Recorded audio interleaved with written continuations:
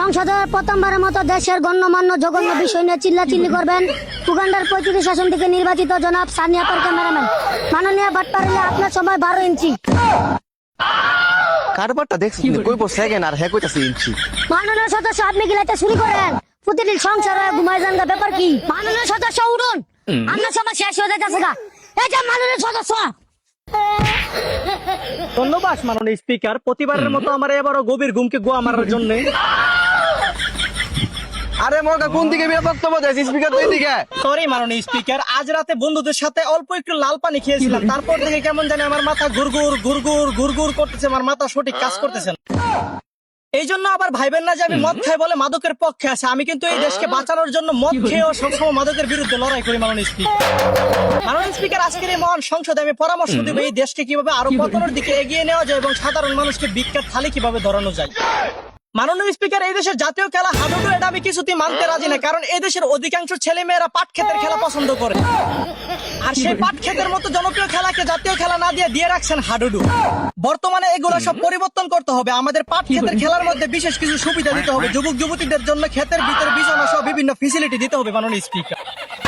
মাননীয় স্পিকার, মুরব্বীদের মুখে শুনে অবিবাহিত মানুষ নাকি শুধু রাইতে কান্দে আর বিবাহিত মানুষ দিনে রাইতে হমানে কান্দে, তার এক জলজান্ত ভুক্তভোগী আমি নিজেও।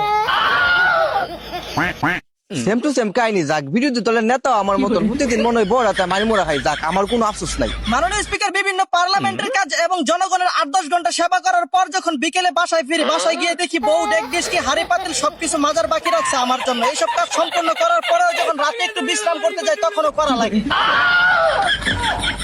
না। মানে কাজ দিনে রাতে হমানে কাজ করার পরেও 24 ঘন্টার মধ্যে আমি 1 মিনিটও ঘুমাইতে পারি না। এই জন্যই পার্লামেন্টে এসে সাথে সাথে ঘুমিয়ে পড়ি মাননীয় স্পিকার। সর্বনাশ, আমার থেকে অশান্তি বেশি বিরোধী দলের নেতা। আমি তো সারাদিন বড় হাতে মারি মোড়া খাই, অন্তত বাথরুমে 2-4 মিনিট সবটা মারি একটু ঘুমাইতাম পারি, হ্যাঁ দিদিও পারে না। মাননীয় স্পিকার, এই জন্য আমি ধারণা করে বুঝলাম এদেশের অধিকাংশ ছেলেরা বউর জেলখানায় বন্দী, আর যতদিন এই সমস্ত কয়েদিদের জেলখানা থেকে মুক্ত করতে পারবেন না ততদিন এদেশে শান্তি ফিরে আসবে না।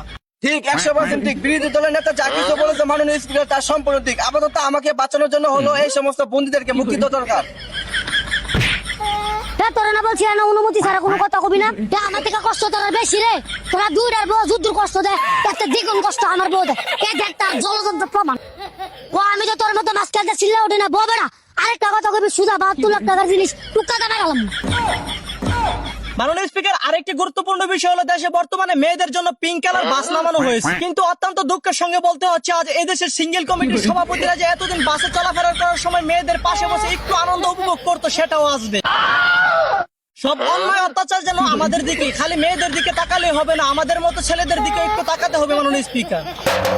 মাননীয় দেরাস, আমি সর্বশেষ বলতে চাই এই পিঙ্ক কালার বাসের মধ্যে অন্তত আমাদের মতো হতবাগাদের ড্রাইভার, হেল্পার কিংবা ক্লিনিকের বিষয় হলো চাকরি দেওয়া হোক এবং দেশে আবার অশৃঙ্খল ফিরিয়ে আনুন। ধন্যবাদ মাননীয় স্পিকার।